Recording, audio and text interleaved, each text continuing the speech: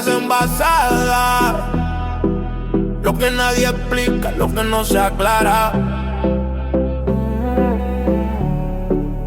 Luces que bajan, el radar se vuelve loco. Objetos que vuelan, los vemos poco a poco. Es tecnología o vienen de otro plano. Buscando respuestas con el micro en la mano. Expedientes abiertos, casos sin final. Un viaje directo a lo sobrenatural. Pega al oído que empieza la sesión. El misterio se siente en esta dimensión. Dale play. Buenas, bienvenido a otro episodio de Historias Condensadas. Aquí transformamos historias complejas en relatos breves, claros y fascinantes. Si tienes poco tiempo pero mucha curiosidad, estás en el lugar correcto. Imaginemos por un momento la siguiente situación clínica. Un paciente llega a urgencias y lleva semanas orinando de un color negro intenso. Casi como alquitrán. ¡Ostras! Suena terrible. Sí, es que pone los pelos de punta.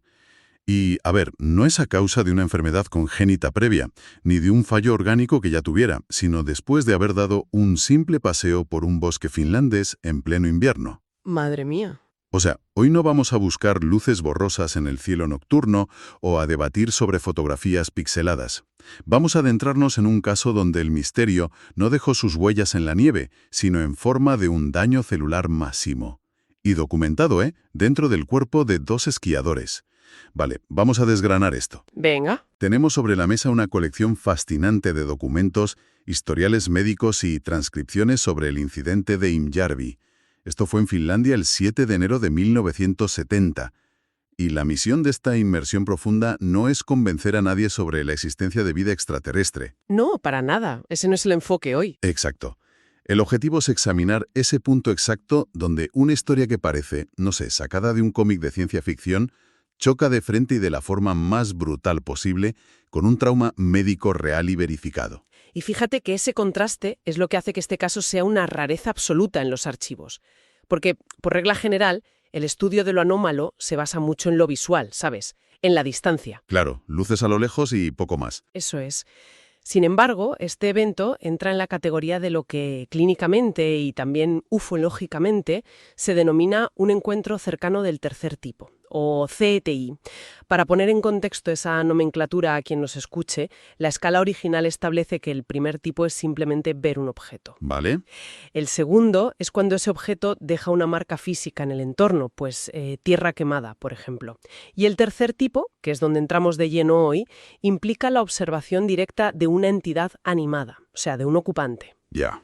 Pero es que Imjärvi va un paso más allá, ¿no? Totalmente, porque ancla esa observación en unas consecuencias fisiológicas tan extremas que te obligan a mirar el fenómeno desde una perspectiva puramente biológica y patológica, vamos. Es que para entender realmente la magnitud de lo que estamos tratando, es imprescindible no empezar mirando al cielo, sino a la camilla de un hospital. Desde luego. Hay que comprender en qué estado terminaron los protagonistas de esta historia esa noche, la del 7 de enero, para poder darle el peso adecuado a lo que afirman haber vivido horas antes.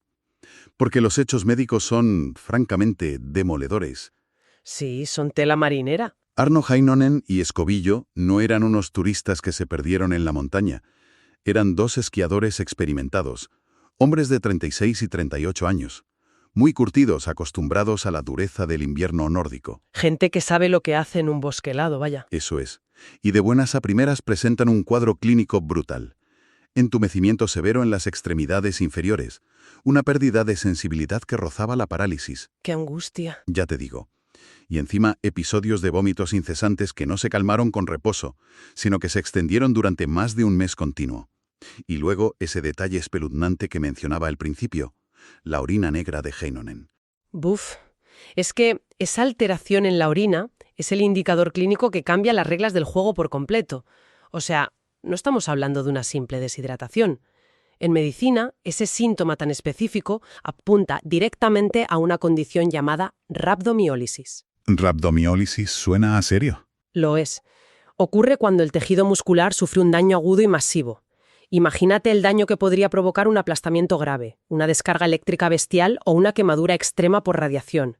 Las fibras musculares mueren y se descomponen. Ostras, y eso va a la sangre, ¿no? Exacto. Al romperse, liberan una proteína llamada mioglobina directamente en el torrente sanguíneo. Y claro, los riñones no están diseñados para filtrar una carga tan pesada de esta proteína. Se colapsan, se atascan. Claro, normal. El resultado visual de ese fallo renal es precisamente esa orina oscura.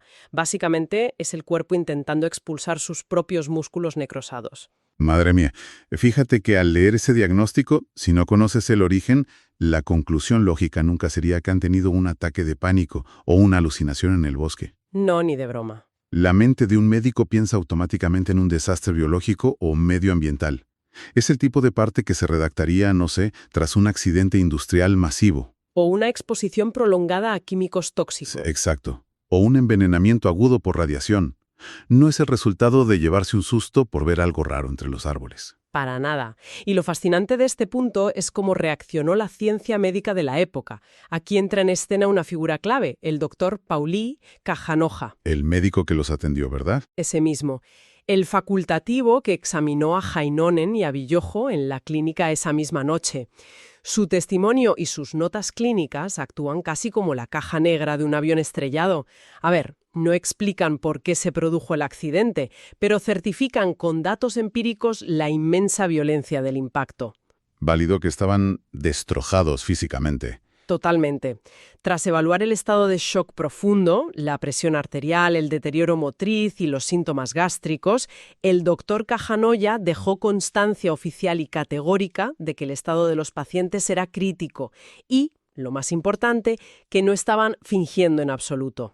Vamos, que descartó de plano cualquier tipo de fraude o histeria colectiva en ese momento. Así es, confirmó que el trauma físico era real, medible y provocado por un agente externo. Certificó que ese daño no era autoinfligido ni psicosomático. Para los investigadores de la época y para quien busque entender el caso hoy en día, este informe médico es la pistola humeante. La prueba irrefutable, claro. Demuestra que independientemente de lo que hubiera en aquel claro nevado, algo tremendamente hostil e incompatible con la biología humana interactuó con ellos a nivel celular. Pues sabiendo que ese daño está verificado y bien sellado en un historial clínico, la única forma de avanzar en este análisis es rebobinando el reloj unas horas. Hay que intentar descubrir qué demonios desencadenó esa reacción en cadena. ¿Vamos al bosque? Exacto. Situémonos en la escena. Estamos a 7 de enero de 1970. Faltan unos 15 minutos para las 5 de la tarde. En el invierno nórdico, a esa hora el sol ya ha desaparecido y la luz es muy escasa. Oscuridad casi total. Sí. Y Heinonen y Viljo están tomando un respiro, descansando apoyados en sus bastones en un claro del bosque de Imsharby. El entorno es puro silencio, frío extremo y algo de niebla. Y de la nada, un zumbido denso casi mecánico rompe la quietud del bosque.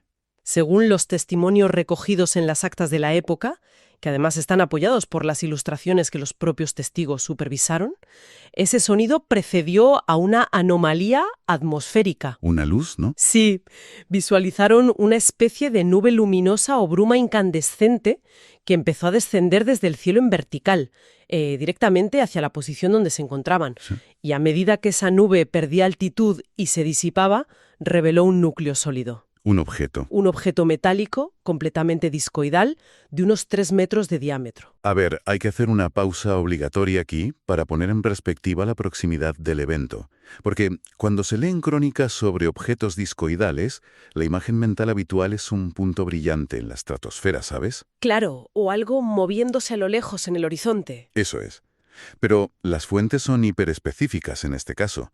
El objeto no estaba a 1 kilómetro, ni a 100 metros. Descendió y se quedó levitando, estático, a unos escasos 3 metros del suelo. 3 metros, es poquísimo. Es que Heinonen llegó a declarar que el disco estaba tan cerca de ellos que de haber estirado el brazo un poco más podría haber golpeado el casco metálico con sus bastones de esquí. ¡Ostras! Esa proximidad, esa intimidad forzada, cambia por completo la dinámica. O sea, transforma la experiencia de ser un mero observador casual a convertirte en una víctima potencial dentro de un radio de acción muy, muy peligroso. Convierte el claro del bosque en un espacio de invasión personal absoluto. Y la mecánica del encuentro a partir de ese momento es fascinante desde un punto de vista del control de la situación. Porque del fondo de ese disco metálico, que según los bocetos presentaba 3 cúpulas o esferas en su base... Sí, como un tren de aterrizaje raro. Pues de ahí se proyectó de repente un haz de luz extremadamente potente y concentrado. un cilindro luminoso que atravesó la niebla invernal y dibujó un círculo perfecto en la superficie de la nieve. Y en la fracción de segundo en que esa luz los barrió o rozó su proximidad, ambos hombres sufrieron una pérdida total de control motriz. Se quedaron de piedra. Quedaron completamente paralizados, incapaces de mover un músculo. Y si conectamos esto con la perspectiva general, la pérdida de control motriz es un patrón súper común en estos relatos. Eleva el nivel de intimidación de una forma brutal. Es que si uno se para a pensarlo, esa parálisis temporal inducida es el movimiento táctico perfecto desde la perspectiva de una inteligencia superior. Claro, te neutralizan. Exacto. No es solo que se impida la huida física de los testigos, es que se anula por completo su agencia, su libre albedrío. Pasan de ser dos esquiadores dueños de su entorno a ser prisioneros dentro de su propio cuerpo, espectadores forzosos de lo que sea que vaya a ocurrir a continuación. Psicológicamente, ese es el núcleo del trauma. El nivel de vulnerabilidad se dispara al infinito cuando la respuesta de luchar o huir del cerebro te la bloquea una fuerza externa. Y es en este estado de indefensión total, con los dos inmovilizados en la nieve y bañados por el resplandor de la nave, cuando el relato cruza la línea hacia lo verdaderamente insólito. Ahí es cuando aparece el ocupante. Exacto. De ese haz de luz descendió o pareció materializarse una entidad. Y basándonos en los bocetos forenses y las transcripciones de los interrogatorios, la descripción anatómica de este ser es cualquier cosa menos genérica. Es hiperespecífica, ¿eh? Estamos hablando de un humanoide de estatura muy reducida, de apenas entre 90 centímetros y 1 metro de altura. Muy pequeñito. Sí, y su complexión era extremadamente delgada, casi esquelética, como si no tuviera masa muscular. ¿Y el rostro? ¡Buf! El rostro fue descrito con un nivel de detalle perturbador. Una piel pálida, con el color mortecino y la textura brillante de la cera, y dominada por una nariz tremendamente pronunciada, aguileña. En forma de gancho, decían. Eso es, muy marcada. A ver, hasta ahí podríamos estar ante una distorsión perceptiva de algo natural en medio de la confusión, pero la indumentaria que describieron rompe con cualquier intento de asimilarlo al entorno del bosque. Desde luego, porque aquí es donde la cosa se pone realmente interesante. El ser vestía una especie de mono de trabajo de una sola pieza, de un color verde claro muy llamativo. Muy discreto para un bosque nevado, ¿sí? Ya ves, contrastaba violentamente con el blanco de la nieve. Llevaba unos guantes largos de un tono muy pálido, botas oscuras altas hasta la rodilla y, para rematar la escena, llevaba en la cabeza un casco cónico, brillante y de aspecto metálico. Como un embudo invertido. Literalmente. Y claro, aquí es donde el análisis se vuelve incómodo y desconcertante. Porque si tomamos distancia y analizamos estéticamente a esta entidad, su ropa verde, su casco en punta, sus proporciones, parece que estemos describiendo el atrezo descartado de una película de ciencia ficción de serie B de los años 50. Es que la estética resulta innegablemente cómica para un ojo crítico y genera una fricción brutal con los datos médicos que veníamos manejando. Ese es el problema fundamental. ¿Cómo se concilia el diseño de un humanoide con un gorro cónico metálico que parece un disfraz improvisado para una obra de teatro escolar, con una tecnología capaz de inducir una rabdomiólisis que te hace orinar negro durante un mes? ¿No encaja? Es una disonancia cognitiva tremenda. Pone a prueba la paciencia de cualquier analista riguroso. Es una contradicción flagrante, sí, pero nos lleva directamente a la acción que desencadenó el clímax médico del encuentro. Porque, a pesar de su aspecto casi caricaturesco, esta entidad no realizó ningún movimiento errático ni hubo un ataque físico cuerpo a cuerpo. No se abalanzó sobre ellos ni nada. Nada de violencia mecánica directa.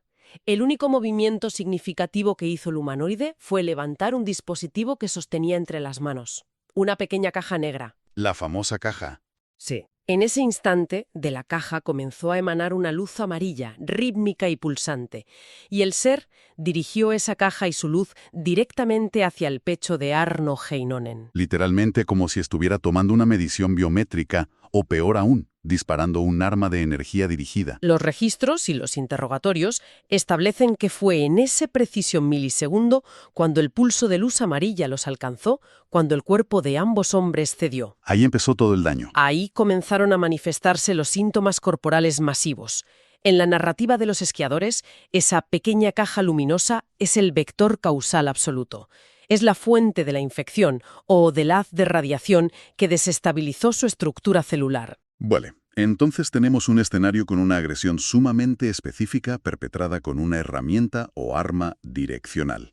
Ante un evento de semejante calibre, donde se ha liberado una cantidad de energía desconocida, capaz de colapsar los riñones de un adulto sano, pues el protocolo científico más básico exige investigar el entorno, ¿no? Buscar validación externa, claro. Lógico, porque la energía no desaparece por arte de magia. Si despides canta, radiación o calor, el entorno físico tiene que absorber el impacto y mostrar un rastro. Esa es la premisa de cualquier investigación de campo. Y la búsqueda de corroboración en Imjarvi arrojó resultados que dividieron profundamente a los investigadores porque aportó pruebas tanto a favor como en contra. A ver, cuéntame lo que encontraron a favor primero. Por un lado, la búsqueda de testigos independientes fue un éxito rotundo. Resulta que el evento no ocurrió en un vacío total. A kilómetros de distancia de ese claro específico, en localidades vecinas, hubo varias personas sin conexión entre sí que respaldaron la cronología. Ostras, más gente vio algo. Sí. Una mujer llamada Elna Sitari y también un niño en una localidad cercana que se llama Paso contactaron a las autoridades para reportar haber visto una anomalía. Qué fuerte. Describieron una luz inusual, extremadamente potente, cruzando el cielo y descendiendo de forma errática, exactamente en la misma franja horaria en la que Heinonen y Virgio estaban paralizados en el bosque. Pues ese dato es vital porque rompe el aislamiento del relato. O sea, elimina de un plumazo la teoría de que todo fue una alucinación endógena inducida por el frío. O un episodio de histeria compartida. Exacto, confinado únicamente a la mente de dos amigos en la nieve. Hubo un fenómeno luminoso, objetivo y a gran escala atravesando el espacio aéreo finlandés esa tarde. Valida la presencia de un estímulo aéreo inusual. Sin duda. El problema mayúsculo surge cuando el foco de la investigación se traslada al terreno, a la zona cero del bosque. Ay, amigo, ¿qué pasó ahí? Pues que los equipos científicos, el personal militar y los ufólogos que peinaron el claro del bosque en los días posteriores se encontraron con un escenario completamente esterilizado. No había nada. Absolutamente nada. La nieve debajo de donde supuestamente flotó la nave no presentaba derretimientos anómalos ni cristalización por calor. Pero si estaba a 3 metros. Ya.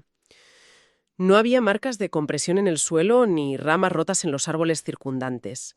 Y lo más incomprensible a la luz del diagnóstico de rabdomiólisis, las lecturas de los contadores Geiger arrojaron 0 radiación residual. 0.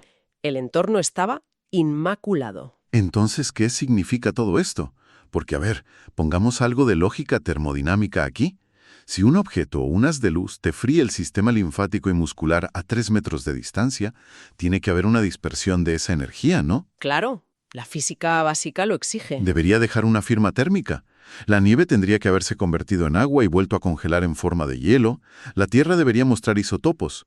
¿Cómo es posible que una caja negra emite una energía lo suficientemente devastadora como para envenenar la sangre humana, pero que sea tan quirúrgica y limpia que no altere ni un copo de nieve virgen? Es que esa ausencia total de evidencia física en el entorno es la gran paradoja que desestabiliza el caso.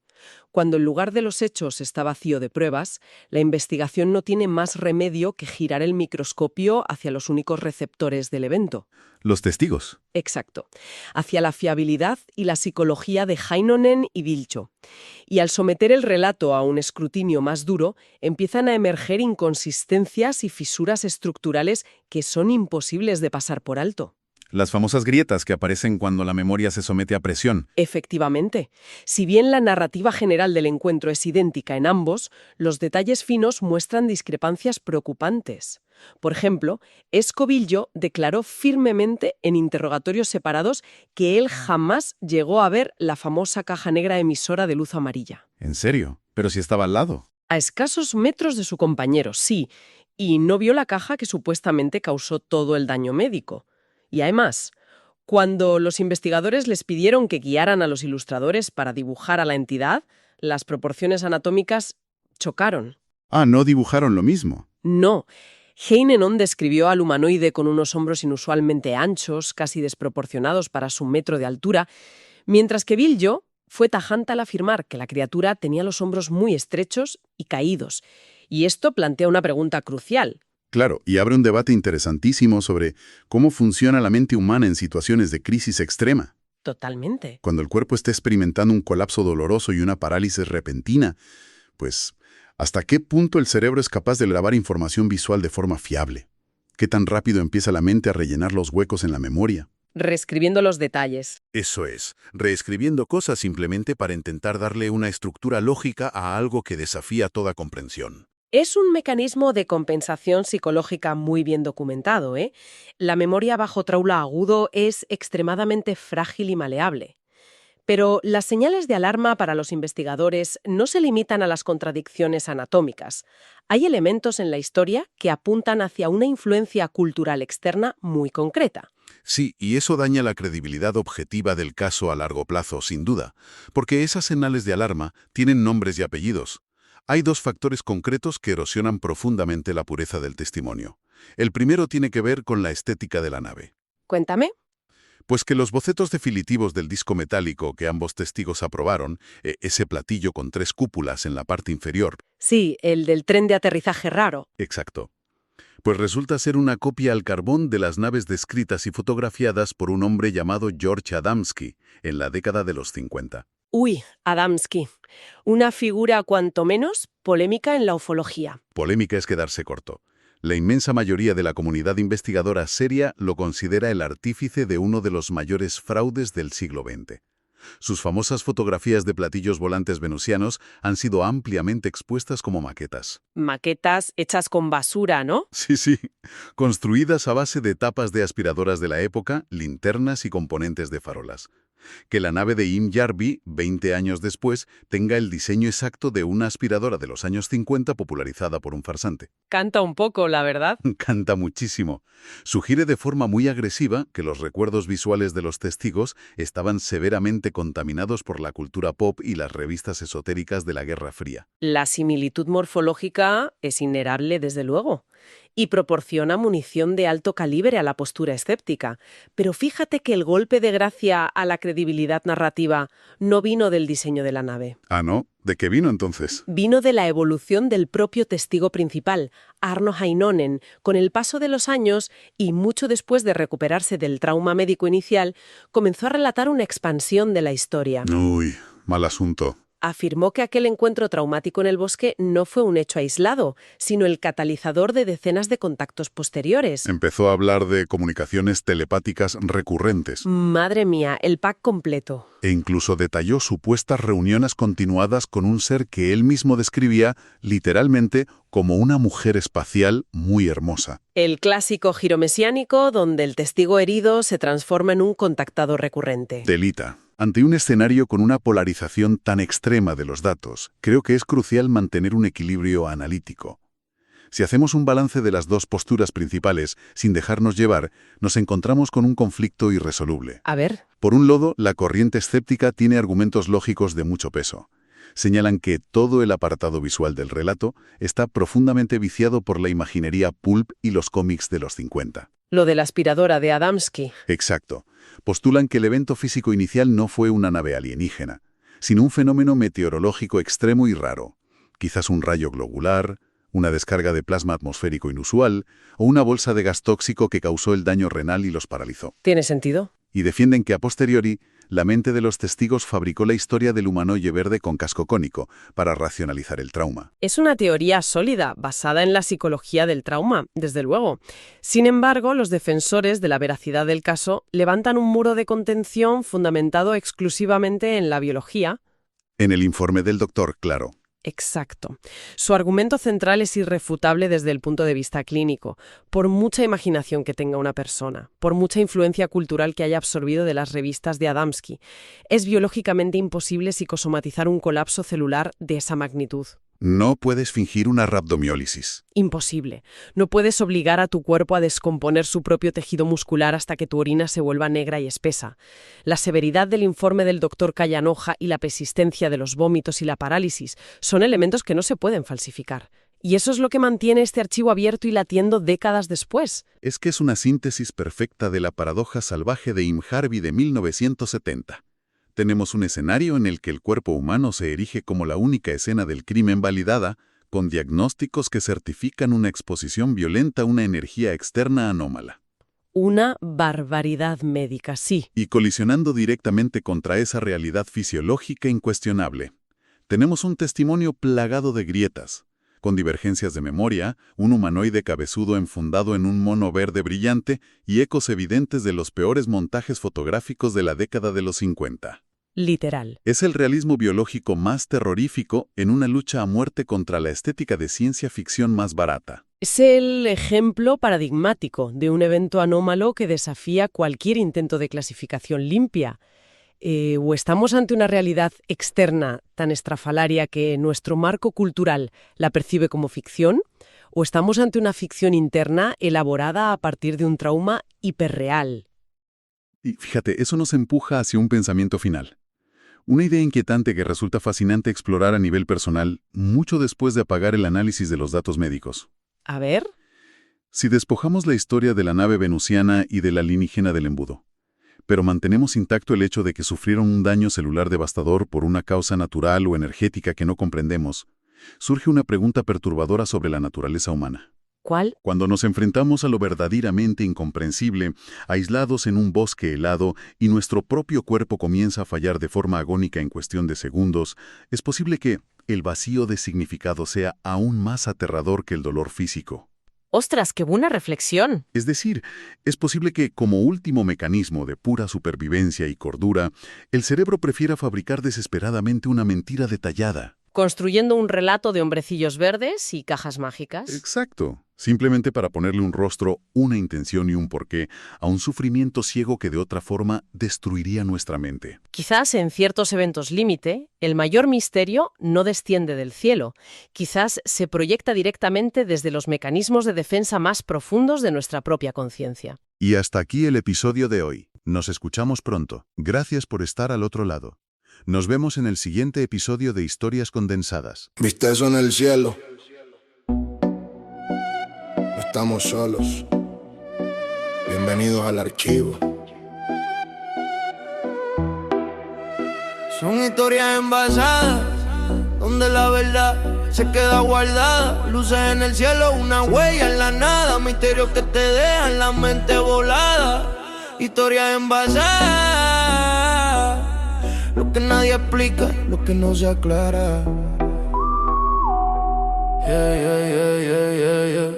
Luces que bajan, el radar se vuelve loco. Objetos que vuelan, los vemos poco a poco. Es tecnología o viene de otro plano. Buscando respuestas con el micro en la mano. Expedientes abiertos, casos sin final.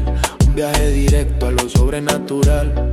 Pega el oído que empieza la sesión. El misterio se siente en esta dimensión. Dale play. Esto es Historias Envasadas. Conéctate. Historias Envasadas. El beat del misterio. Abre la tapa. Libera el misterio. Abre la tapa, libera el misterio. No necesitas horas para conocer la verdad. Bienvenidos a Historias Envasadas. Caminando por la ciudad o mirando al cielo, buscando respuestas que nos quiten el velo. Casos reales, archivos de lo extraño, lo que la ciencia ignora hace muchos años. No te hablo de cuentos, te hablo de datos. Ovnis en el radar, encuentros de altos estratos. No hace falta dar vueltas ni perder el control. Aquí el misterio se sirve bajo el sol. Resumido y directo para que lo entiendas bien. La dosis perfecta que te vuela la 100. Buen tempo, historias envasadas. La verdad del cosmos, aquí está guardada. Misterio compacto, potente y real. Un viaje directo a lo sobrenatural. Buen tempo, no pierdas el hilo. Suscríbete ahora y escucha con sigilo.